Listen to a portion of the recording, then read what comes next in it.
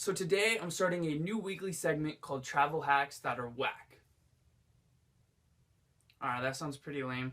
The name isn't important. Essentially what I'm going to be doing is detailing different travel hacks that don't work and you shouldn't waste your time with, and travel hacks that do work but they have their drawbacks. Specifically in this video, I'm going to show you a flight hack called Hidden City Ticketing and a website called skiplag.com which helps you find that. What Hidden City Ticketing is say you want to fly from A to B and it costs $300. What skiplag.com does is it finds a flight from A to C that just so happens to have a stop in B, the hidden city, for $200. You simply fly from A to B and you skip that last leg. Pretty simple. With most flights, I saw a savings of about 25 to 30% if you use this method. On a few rare occasions, it was up to 50% off, and on one super rare occasion, it was 75% off. But that may have also been a mistake fare, which is something entirely different. Now, why would you not want to do that? It's not a lot of work, you get to save a good chunk of change. Well, again, it does have its downsides. And I will give credit where credit is due. SkipFlag does go over some of these risks, but they don't go into too much detail. I should also preface by saying this is entirely against the rules of literally every single airline out there, so I'm not suggesting you use this method at all. Use at your own risk. Some of these drawbacks are, you can't do round-trip flights, which is usually cheaper. If you skip any leg of your flight on a round trip, the rest of the flights get cancelled. SkipFlag gets around this by finding 2 one-way flights. Next, there's a good chance you can't check your bag. If you check your bag, it's going to see whether you're on that flight or not. Now I say good chance because you may be able to short check your bag. To do this, when you get to the check-in desk, the place where you get your boarding pass, ask the person working there if you can short check your bag. What that is when they print off this luggage tag, which lets baggage handlers know when your bag needs to leave the plane so it doesn't go on a ride to wherever, this luggage tag will say point B, not the final destination.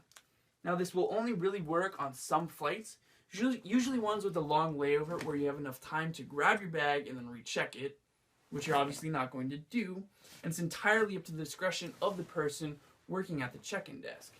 Now for my international friends traveling to the United States, you can check your bag as long as points B and C are within the United States.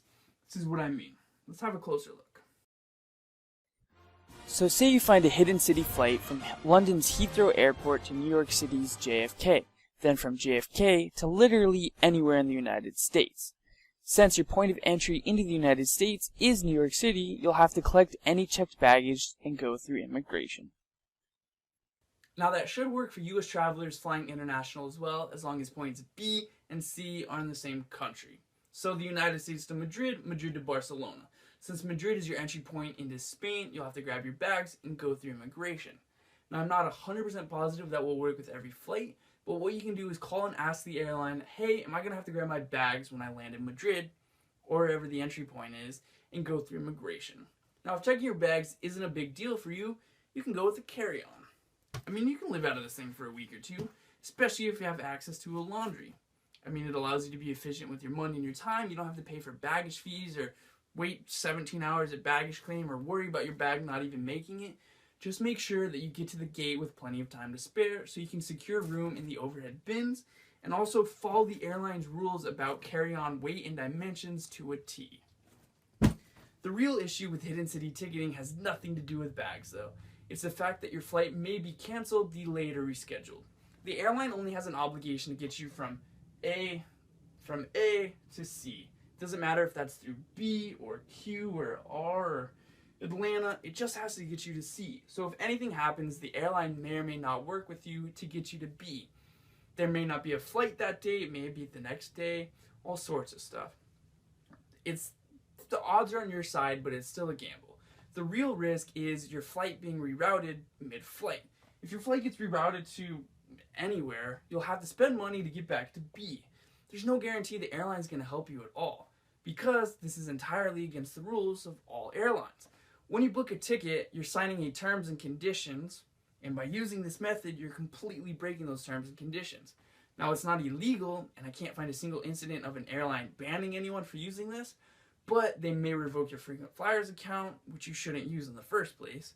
And if you go through a travel agency, they will charge the travel agency the fare difference and that travel agency may go after you. So it has its risks. Are the risks worth it for the amount of money you may save? That's up to you. I will never use this method because I don't think the risks are worth the money, and I don't like breaking the rules, and I don't think it's worth it. So yeah. So there you go. That's hidden city ticketing. That's what Skip Lag does for you. I'll see you next week. Maybe. We all know how good I am at that. Oh, right. I'd like to thank Stephen Amell and the Cancer Campaign for having a very bright blue shirt, which is very good for a green screen material. So yeah, if you want to check out this campaign and this charity, it's in the description below. So yeah, thank you.